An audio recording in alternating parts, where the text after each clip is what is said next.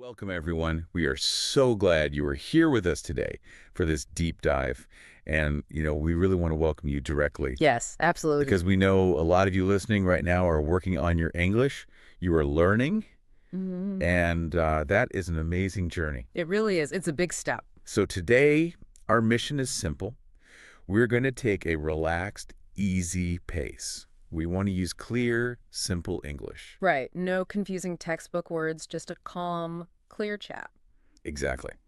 And our topic today is something you probably feel in your wallet. We are asking, why does filling up your car in mainland China feel so expensive right now? Yeah, it's a great question, and it affects almost everyone. We are using a really interesting guide for this. It's called Fueling the Future, Navigating China's Volatile Oil Market. It's a fantastic Yeah. source. Very detailed. Yeah, and we're going to use it to break down how big global oil markets connect right to your daily life and, your money. So let's just jump right in. Think about when you drive up to a gas station. Oh, yeah, the gas pump shock. Exactly. You hold the nozzle, you look at the digital screen, and the numbers are just going up and up and up. It hurts. It really does. Right. Because, you buy a bottle of water, it's 2 yuan. Next month, it's still 2 yuan. Right. But the gas station is like a different world. And lately, those numbers just pull more and more money out of your pocket. It's true. And when you pull up to the pump, you usually see two choices for a normal car. Gas number 92 and gas number 95. Right. And the 95 is always more expensive. Why is that? Well, keeping it really simple, those numbers are just about how the fuel handles pressure inside your car's engine. Okay, pressure. Yeah. Gasoline 92 is the normal everyday fuel. It is perfect for almost all regular cars, family cars, normal SUVs. So most of us should just use 92. Yes, absolutely. Now, gasoline 95 is made to handle a lot more pressure. It is really meant for fancy sports cars or luxury cars. Oh, I see. Those expensive car engines work differently, so they need the 95 fuel. And making 95 fuel is harder, so it costs more. Okay, let's unpack this. Our source talks about a guy with a fancy sports car who has to buy 95, and he complains about the cost. Right, he has to use it, or he could ruin his engine. But, if I have a regular car and I put 95 in it, will my car go super fast? Like magic? No, not Ah, at all. huh. That is just a waste of your money. Your regular car won't drive any better. Good to know. But, whether you buy 92 or 95, even a tiny change in the price really hurts. It does, because you aren't just buying a 1 liter, you are buying a whole tank. Right. A car tank holds like 50 liters. Exactly. So if the price goes up just a tiny bit, you multiply that by 50. Suddenly, filling your car costs 10 or 20 yuan more. And if you fill up every week, that really adds up fast. It's like a roller coaster ride. Yeah, that's a good way to describe it. Which brings up the big rule in China, the 10-day rule. Ah, yes, the 10 working day rule. What's fascinating here is how the government manages this. Right. So Mhm. tell me about this. Why change the price every 10 days instead of just keeping it the same forever? Wouldn't that be easier? Well, it sounds nice, right? Just pick a low price and keep it forever. But China has a huge growing economy, millions of cars, massive factories. They need a lot of energy. Exactly. And Yeah. China does not have enough oil underground to support all of that. So they have to buy a lot of oil from other countries. Ah, okay. So China has to go shopping in the rest of the world. Yes. And out there in the global market, the price of oil changes every single day. So if the government kept the price really low inside China, but the global price was super high, The Chinese oil companies would lose all their money. They would be buying high and selling low. wow. And then they would just stop buying oil. Right. And then the gas stations would be empty, no fuel at all. That would be a disaster. So the 10-day rule is a smart balance. The government looks at the global price for 10 working days, Mhm. basically 2 weeks. Right. No weekends. Yeah. And then they average it out. If the world price went up a lot, they raise the price in China. If it went down, they lower it. Okay, I get it. It's like shock absorbers on a car.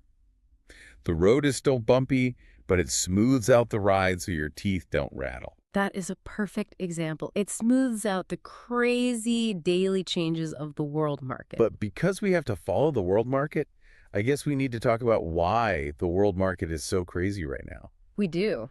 Our source gives us three main reasons, three big pillars. Okay, what is the first one? The first one is supply and demand. This is a basic rule of money. Right. Supply is how much oil we have, and demand is how much people want it.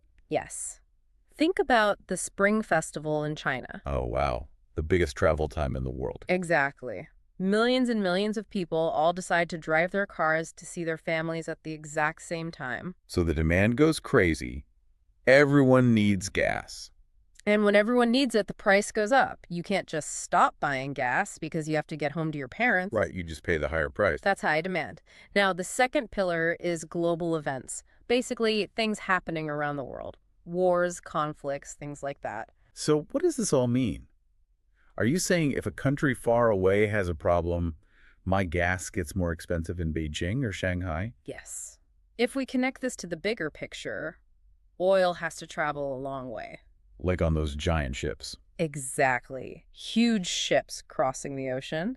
But if there is a conflict or a war near where the ships travel, it becomes dangerous. I see. So the ships have to take a longer, safer way around. Right. And a longer trip means the ship burns more fuel itself, plus the insurance for the ship gets super expensive because of the danger. And all that extra money, the extra fuel, the expensive insurance, who pays for that? You do, the person holding the gas nozzle in Shanghai. Wow. That is crazy to think about. It is. The world is very connected. Which brings us to the third pillar, the value of money. Okay. How does money change the oil price? Well, almost all the oil in the world is bought and sold using US dollars. Okay, not Chinese yuan. Right. So if China wants to buy a shitful of oil, they first have to trade their yuan for US dollars. Now, if the US dollar gets stronger, meaning it becomes more expensive to buy, Yeah. China has to spend more yuan just to get the same amount of dollars. Oh. Even if the oil itself didn't change price. Exactly. The oil price stayed the same, but the money got more expensive. So the final cost in China goes up. That is a sneaky trick. It really is. So to make it super simple for our English learners, if the world is busy or if the world is unstable, prices usually go up. Busy like the Spring Festival. Or unstable like a conflict or crazy money values. You got it. Okay, here's where it gets really interesting. Because someone listening might say, well, I don't own a car, I ride the subway, so I don't care about oil prices. A lot of people think that, Yeah. but it is completely wrong. Right. I was reading the source notes, and I had this big aha moment. I realized my food delivery, my Waimai, is getting more expensive because of oil. Yes, the cost of gas is hiding inside your bowl of noodles. How does that work? Explain the chain effect. Well, it's all about logistics. Logistics just means moving things from one place to another. Like trucks and delivery scooters. Exactly. The whole world runs on trucks, and trucks run on diesel fuel. Diesel comes from the same oil as gasoline. Okay, so follow the noodle for me. Let's do it. A farmer grows vegetables. The farmer's tractor uses diesel. Then a truck takes the vegetables to the city. That truck uses diesel. Right. And if it's a coal truck to keep things fresh, it uses even more diesel. Exactly. So if global oil prices go up, the truck driver has to pay more for fuel. So the truck driver charges the market more money. Yes. And the market charges the restaurant more money. And the restaurant charges me more money for my noodles. Exactly. The expensive oil travels all the way down the chain. Every step gets a little more expensive. So even if I never touch a gas pump, I am paying for gas every time I eat or buy clothes. Yes. You pay for it every single day. That is frustrating. It feels like we are trapped. It does. But people are smart. When things get too expensive, people find a new way. And in China, that new way is literally on the streets everywhere. The green license plates. Yes, the new energy vehicles. Electric vehicles or EVs. Right. Regular cars have blue plates, but these new EVs have green plates. And they don't use gas at all. No gas tank, just a really big battery. Our source material has this funny story. This guy, Mark, is complaining about the price of gas.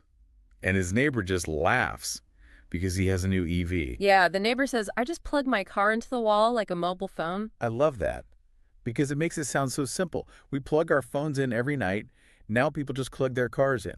And electricity is so much cheaper than gasoline, especially if you charge it at home at night. So these people with green plates, they don't care about the 10-day rule or global oil markets anymore. Right. They found a way out. But, not everyone can buy a new electric car today.